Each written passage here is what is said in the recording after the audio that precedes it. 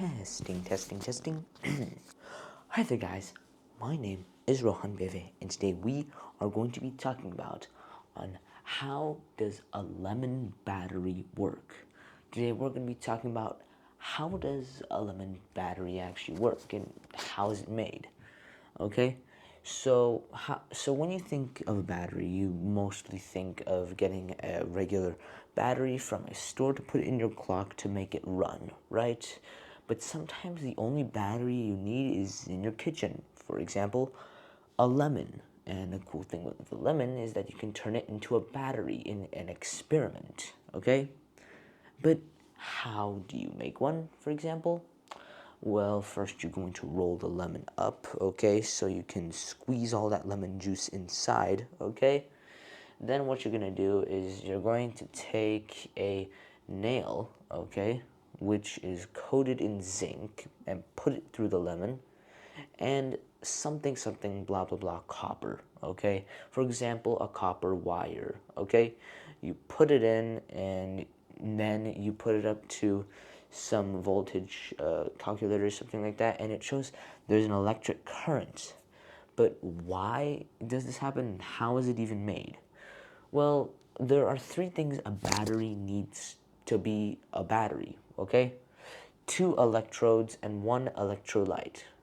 Now, one of the electrodes has to have more of a, has to have a more desire to electrons than the other. The one that has more of a desire for the electrons is called the cathode, okay, while the other one is an anode, okay?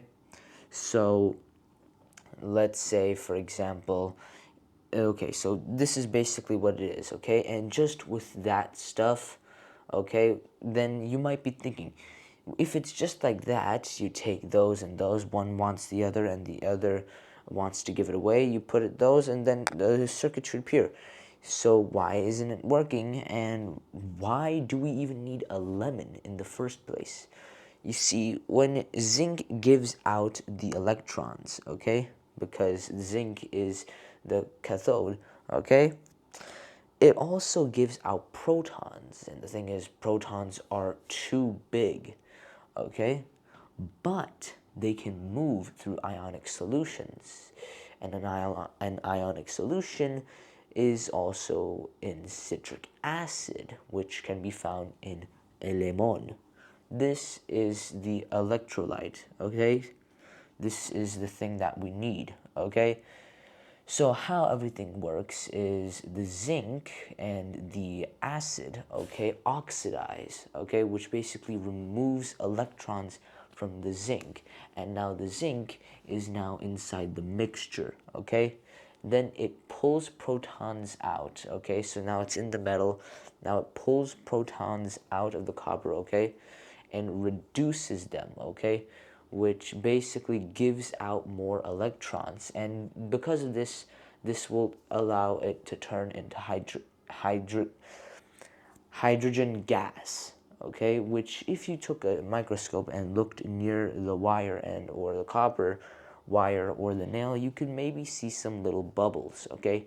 So that's how the hydrogen gas is made and allows the electrons to pass through from the copper, the zinc nail to the copper wire, which the electrons can go through the copper wire and go through whatever they need to go through and come back, okay? So that's basically how a lemon battery works, okay? And that's, well, basically it. Thank you for watching this video, and hope to see you next time. Bye!